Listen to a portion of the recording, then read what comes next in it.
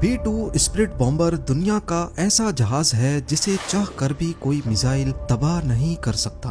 देखने में बेशक ये एक फुटबॉल फील्ड जितना बड़ा लगता है, लेकिन दुश्मन के रडार पर ये सिर्फ और सिर्फ एक मक्खी जितना नजर आता है। चाहे कितना ही कॉम्प्लेक्स रडार नेटवर्क क्यों न हो, B-2 स्प्लिट बॉम्बर के लिए इसे चकमा देना बाएं हाथ का खेल है। 2 अरब डॉलर्स की लागत से तैयार किया गया ये आज तक बनाया गया दुनिया का सबसे महंगा जहाज है। दूसरे जेट्स के मुकाबले में न सिर्फ खामोश बल्कि ये हीट सीकिंग मिसाइल्स के साथ साथ इंफ्रारेड गाइडेड मिसाइल्स को भी आसानी से धोखा दे सकता है। एक ऐसा जहाज जो चाहे तो दुनिया का नक्शा ही बदल सकता है। पर सोचने वाली बात यह है कि एक 52 मीटर चौड़ा जहाज आखिर रडार्स पर क्यों डिटेक्ट नहीं होता। इसमें ऐसी कौन सी साइंस है जिसे अमेरिका पिछले 37 ईयर से छुपा रहा है। ज़ेम टीवी की वीडियोस में एक बार फिर से खुशामदीद। नाजरीन, इस B-2 बॉम्बर को बनाने के पीछे एक ऐसा वाकया है जिसने दुनिया भर में अमेरिका का सर शर्म से झुका दिया था। 1 मई 1960 पाकिस्तान में पिशावर एयरबेस से अमेरिका का Lockheed U-2 aircraft take off करता है। ये CIA के एक सीक्रेट मिशन पर सोवियत यूनियन की जासूसी करने जा रहा था। ये कोल्ड वॉर का दौर था जब अमेरिका और सोवियत यूनियन दोनों अपनी टेक्नोलॉजी के जरिए एक दूसरे को नीचा दिखाने की कोशिश कर रहे थे। अमेरिका को घमंड था कि उसका U-2 Lockheed spy plane 80,000 feet पे फ्लाई कर सकता है और इतने हाई एल्टीट्यूड पे कोई उसका कुछ नहीं बिगाड़ सकता। US समझता था कि इतनी ऊंचाई तक USSR का कोई मिसाइल नहीं पहुंच पाएगा। पर जैसे ही ये जहाज सोवियत यूनियन की टेरिटरी में घुसा तो रडार ने फौरन उसे डिटेक्ट कर लिया। पहले तो उन्होंने कई फाइटर जेट्स भेजे और कई मिसाइल्स लॉन्च किए, लेकिन वाकई इतनी ऊंचाई पर हिट करना उनके बस में नहीं था। लेकिन फिर सोवियत यूनियन की मिलिट्री ने अपने S-75 डिवीना मिसाइल को प्लेन पे लॉक करके फायर कर दिया। इस मिसाइल के बारे में अमेरिका को भी पता था, लेकिन उनका ख्याल था कि सोवियत का S-75 भी इतनी ऊंचाई तक नहीं पहुंच सकेगा। पर उसके बाद जो हुआ वो अमेरिका के वहमो गुमान में भी नहीं था। S-75 ने 80,000 फीट पे उड़ते हुए U-2 लॉकहीड को इंतहाई परफेक्शन से हिट किया। प्लेन वहां के येकाटेरिनबर्ग नामी शहर के ऊपर गिरा और पायलट ने खुद को इजेक्ट कर लिया।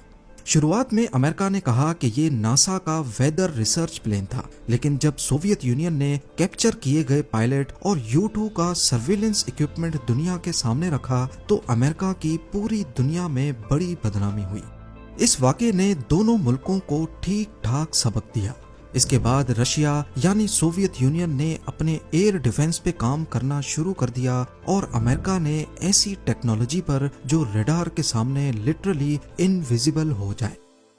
उस वक्त अमेरिका के पास B-52 बॉम्बर्स थे, लेकिन इस वाक़े के बाद ये बात कंफर्म हो गई कि रशियन टेरिटरी में दाखिल होने से पहले ही इसे गिरा दिया जाएगा। यानी अमेरिका चाह कर भी अपने न्यूक्लियर वेपन्स रशिया के खिलाफ इस्तेमाल नहीं कर सकता। और फिर 1976 तक USSR ने ऐसे सरफेस टू एयर मिसाइल बनाए जो 100 किलोमीटर दूर तक भी एयरक्राफ्ट को गिराने की सलाहियत रखते थे, जिनमें S-300 भी शामिल थे। इस वक्त USSR का एयर डिफेंस इतना स्ट्रॉन्ग हो गया कि अमेरिकन एयरफोर्स के एक जनरल ने कहा कि सोवियत यूनियन में अपना B-52 बॉम्बर भेजना ऐसा ही है जैसे मक्खी के छत्ते पर पत्थर मारना। यही वो वक्त था जब अमेरिका ने 1978 में एडवांस टेक्नोलॉजी बॉम्बर यानी ATB प्रोग्राम लॉन्च किया। इस प्रोग्राम का मकसद एक ऐसा बॉम्बर प्लेन बनाना था जो सोवियत यूनियन की टेरिटरी में जाए, उनके रडार्स के सामने बॉम्ब्स गिराए और बिना नोटिस हुए वहां से निकल जाए। अमेरिका की ये तमाम रिक्वायरमेंट्स पूरी की B-2 बॉम्बर ने, जिसकी पहली फ्लाइट 1989 में हुई, लेकिन दुनिया को ये 1997 में दिखाया गया।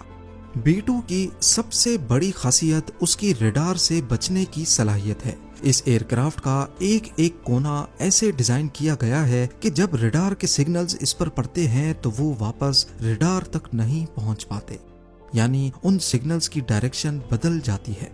और इसी वजह से इसके डिजाइन में सिर्फ विंग्स हैं, ना फ्यूजलाज और ना ही टेल। नॉर्मल एयरक्राफ्ट्स में लगी ये वर्टिकल टेल फिन बड़ी आसानी से रडार में डिटेक्ट हो जाती है। एयर डिफेंस सिस्टम में लगे रडार्स का बहुत बड़ा नेटवर्क आपस में कनेक्टेड होता है और ये रडार्स आसमान में हर तरफ ऐसे सिग्नल्स भेजते हैं कि कोई एक कोना भी अनडिटेक्टेड ना रह जाए। ये सिग्नल्स नॉर्मली प्लेन की बॉडी से रिफ्लेक्ट होकर वापस रडार की तरफ जाते हैं और ऐसे उसकी मौजूदगी रडार में रिकॉर्ड हो जाती है। खासकर टेल फिन को बचाना नामुमकिन होता है क्योंकि ये साइड से दिखने पर रडार्स के लिए एक मिरर का काम करती है। लेकिन B-2 स्पिरिट बॉम्बर की बॉडी ऐसे डिजाइन की गई है कि कहीं से भी रडार का सिग्नल आए तो वो टकराने के बाद उसी डायरेक्शन में रिफ्लेक्ट नहीं हो पाएगा और इसी वजह से इसमें टेल रखी ही नहीं गई। इसका जिग-जैग डिजाइन सिग्नल्स को बिल्कुल ऑपोजिट डायरेक्शन में डिफ्लेक्ट कर देता है। B-2 बॉम्बर की कामयाबी के पीछे सिर्फ इसका डिजाइन ही नहीं बल्कि एक ऐसी कोटिंग भी है जो 100% रडार के सिग्नल्स को अपने अंदर एब्जॉर्ब कर लेती है। यूएस ने एक ऐसी सीक्रेट कोटिंग बनाई है जिसकी डिटेल्स अभी तक दुनिया से छुपी हुई हैं और इसी कोटिंग की वजह से B-2 बॉम्बर रडार पर 100% इनविजिबल हो जाता है।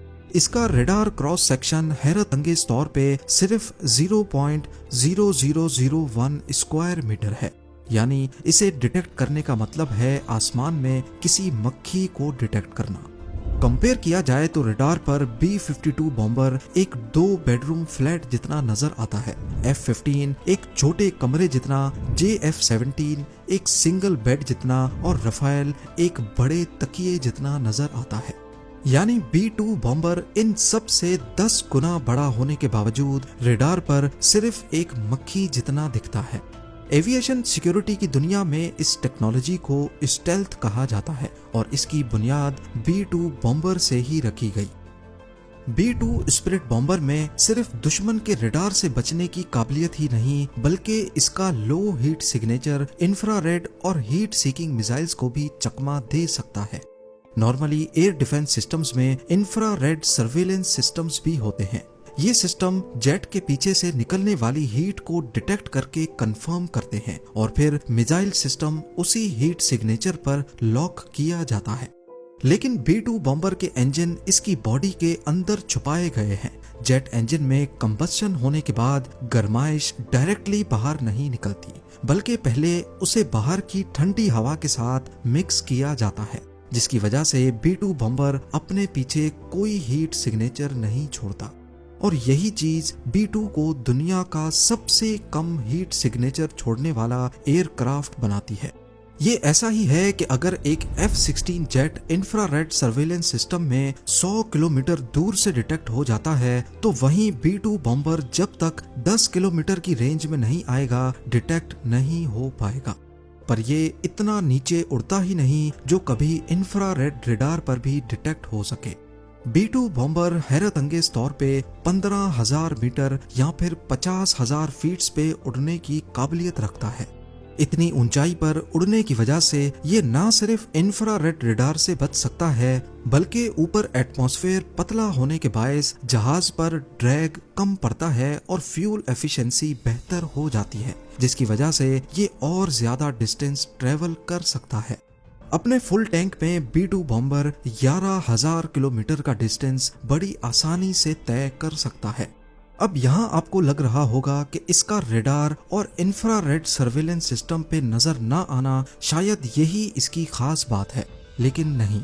B-2 बॉम्बर को असल स्टेल्थ बॉम्बर बनाता है इसका ECM यानी इलेक्ट्रॉनिक काउंटर मेजर्स। B-2 के अंदर हाई टेक ECM सिस्टम्स लगे हुए हैं जो पहले ये देखते हैं कि दुश्मन के रडार की क्या फ्रीक्वेंसी है, फिर उसी फ्रीक्वेंसी पे झूठे सिग्नल्स भेजते हैं जिससे रडार पर B-2 की गलत लोकेशन शो होती है या फिर 20 अलग अलग लोकेशंस पर B-2 नजर आने लगता है, जबकि असल में वो सिर्फ एक जगह ही होता है। ये सिस्टम रडार के सिग्नल को रिकॉर्ड करता है और उसे मॉडिफाई करके वापस भेज देता है। रडार को लगता है कि ये सिग्नल जेन्युइन है पर असल में वो झूठ होता है। और सबसे मजे की बात, ये ECM सिर्फ उसी रडार को गलत सिग्नल भेजता है जिसने उसे डिटेक्ट किया हो। ताकि दुश्मन को लगे कि शायद रेडार में कोई नॉइज या एरर आया है। अगर तमाम ही रेडार्स में गलत सिग्नल भेजे जाएंगे तो दुश्मन को शक हो सकता है। B-2 बॉम्बर की बॉडी में ज्यादातर कार्बन ग्रेफाइट कंपोजिट मटेरियल का इस्तेमाल हुआ है। इस जहाज को टुकड़ों में बनाया गया और फिर इस तरह जोड़ा गया जैसे स्विस वॉच मेकर हर पुर्जे को पूरी परफेक्शन से जोड़ता है। अब आते हैं इसके पे लोड पर। यह हैरानकुन तौर पे 18,000 केजी का बारूदी मवाद उठा सकता है, यानी करीब 15 गाड़ियों का लोड।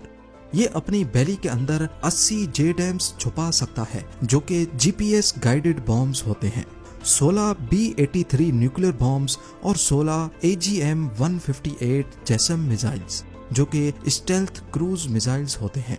ये बॉम्ब्स B-2 के इंटरनल बे के अंदर फिट किए जाते हैं और दरवाजा बंद हो जाता है ताकि फ्लाइट के दौरान स्टेल्थ बरकरार रहे। रेंज की बात की जाए तो ये अमेरिका से रशिया जाकर वापस आ सकता है, और अगर हवा में ही रिफ्यूलिंग की जाए तो B-2 बॉम्बर दुनिया के किसी भी कोने तक जा सकता है।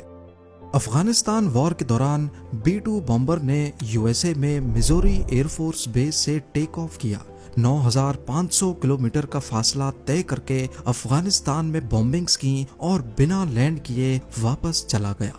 इस दौरान बीच में सिर्फ एक मिड एयर रिफ्यूलिंग की जरूरत पड़ी। इस पूरे मिशन में B-2 बॉम्बर लगातार 45 घंटों तक फ्लाई करता रहा और किसी एक भी रडार पर यह नमूदार ना हो सका। इसके अलावा 1999 में ऑपरेशन अलाइड फोर्स के दौरान भी इसे सर्बिया में बॉम्बिंग्स के लिए इस्तेमाल किया गया। 2003 में ऑपरेशन इराक फ्रीडम और 2011 में ऑपरेशन ओडेसी डॉन में भी B-2 ने लीबिया में बॉम्बिंग्स की। B-2 स्प्रिट बॉम्बर किसी भी मौसम में और किसी भी कंडीशन में फ्लाई कर सकता है। बेशक GPS सैटेलाइट्स ही तबाह क्यों ना हो जाएं, अपने बैकअप सिस्टम्स को इस्तेमाल करते हुए ये स्टार्स को देखकर भी खुद उड़ता रहता है। इसमें लगे हाई टेक सोनार कैमराज B-2 बॉम्बर को दुनिया का सबसे बड़ा ऑब्स्टिकल अवॉइडेंस प्लेन बनाते हैं। ये अपने आप टेरेन को आइडेंटिफाई करके उसके हिसाब से फ्लाई करता रहता है। अब क्योंकि ये एक बहुत बड़ा विंग है और इसमें कोई टेल, रडर या एलिवेटर नहीं होते, तो इसकी स्टेबिलिटी इतनी परफेक्ट नहीं है कि पायलट इसे बिना कंप्यूटर की मदद के उड़ा सके। इसमें लगा है दुनिया का सबसे कॉम्प्लेक्स कंप्यूटर सिस्टम, जो हर वक्त इसकी रोल और पिच मूवमेंट को एडजस्ट कर रहा होता है। पायलट सिर्फ कंप्यूटर को कमांड देता है कि टर्न करना है, उसके बाद कंप्यूटर खुद ही जहाज को पायलट की जरूरत के मुताबिक टर्न करता है। अब जाहिर है इतना एडवांस्ड और दुनिया का सबसे सिक्योर्ड प्लेन काफी महंगा भी होगा। आज तक सिर्फ 21 B-2 बॉम्बर्स ही तैयार किए गए हैं और सिर्फ एक जहाज $2 अरब की लागत से तैयार किया गया है, यानी काफी कंट्रीज की GDPs B-2 बॉम्बर की कीमत से कम है। ये सारे जहाज सिर्फ अमेरिका के पास हैं और अभी तक अमेरिका का ये टेक्नोलॉजी बेचने का कोई इरादा नहीं है। इसके अलावा फ्यूल की भूख ऐसी कि सिर्फ 1 घंटे में ये $1.5 लाख का फ्यूल पी जाता है। वहीं एक नॉर्मल कमर्शियल जेट 1 घंटे में $10,000 का फ्यूल पीता है। B-2 बॉम्बर की मेंटेनेंस भी किसी आम जहाज से बहुत अलग है। हर फ्लाइट के बाद पूरे जहाज को सॉफ्ट वॉश किया जाता है और इस पर दोबारा से सीक्रेट स्टेल्थ कोटिंग की जाती है। पूरी बॉडी के हर कोने का चेकअप होता है कि कहीं कोई छोटा सा भी सुराख या डेंट तो नहीं है, क्योंकि अगर इसकी बॉडी में एक मच्छर जितना भी डेंट पड़ गया तो ये अपनी स्टेल्थ बरकरार रखने की काबिलियत खो सकता है। उम्मीद है ज़ेम टीवी की ये वीडियो भी आप लोग भरपूर लाइक और शेयर करेंगे। आप लोगों के प्यार भरे कमेंट्स का बेहद शुक्रिया। मिलते हैं अगली शानदार वीडियो में।